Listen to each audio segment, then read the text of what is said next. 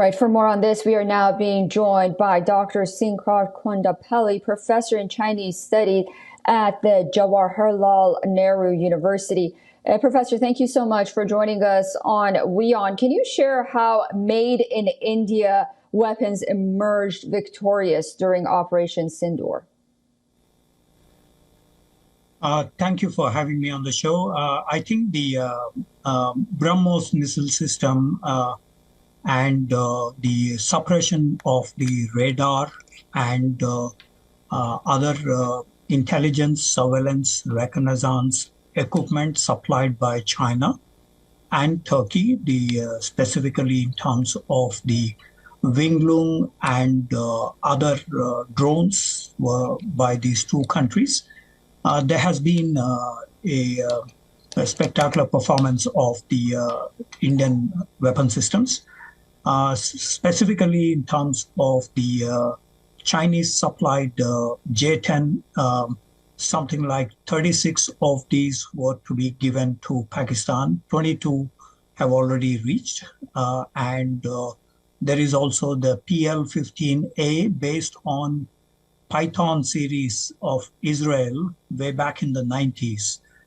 So this is developed further by the Chinese with a 200-kilometer radius.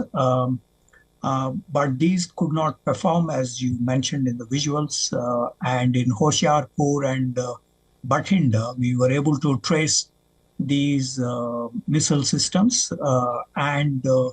This is because of the suppression by the Indian systems.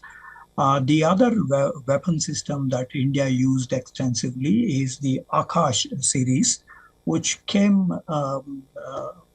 quite handy in terms of the suppression of the drones. As you know, Pakistan has launched something like 1,200 drones, and much of these were suppressed. And as the Prime Minister mentioned, there is no damage for the Indian installations. In fact, Prime Minister himself went to the Adampur air base, where the Pakistanis said that has been destroyed. Contrary to those views, the Prime Minister's visit was to suggest to and expose the Pakistani lies in this regard. There are also other systems the Chinese have supplied, and most important, the Chinese netizens and some Chinese scholars with the PLA background, the People's Liberation Army background, were suggesting that the Pakistani training and operational experience is not enough in the light of the strikes by the Indian systems. As you know, the several air bases in Pakistan were attacked through these missile systems and drones, especially the Israeli origin drones, which India is now producing in large numbers in Bangalore and other places. They were not able to really react. The HQ-9, Hongqi 9P system that China supplied was suppressed with the Indian radar and other systems. So this contributed to the lack of any effectiveness on the part of the Chinese.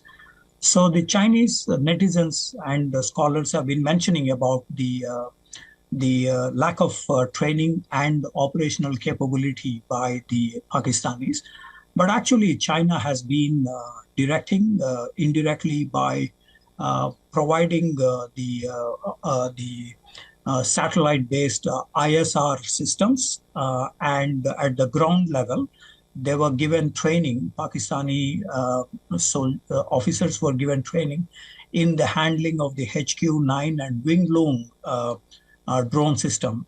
However, in the light of change in tactics by Indian Air Force and Indian Army, we have seen that these systems could not really perform well.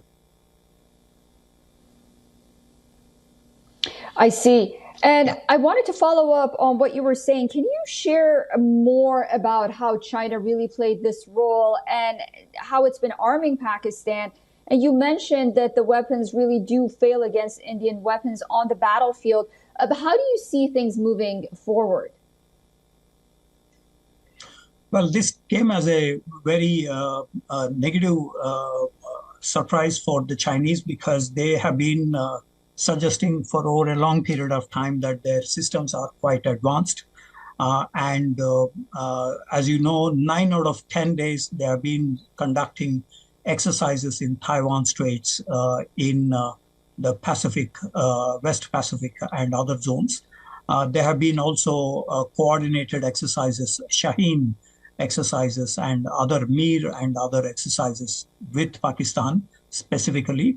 And they have been suggesting that they have been very upright in terms of their capabilities. However, this comes as India-Pakistan conflict comes as a rude shock for the Chinese. As you mentioned, the stocks have been falling down some -9%.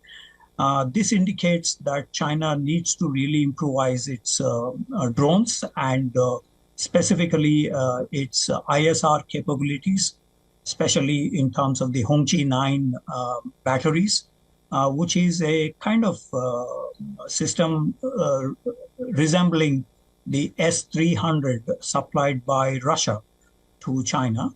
So this is one.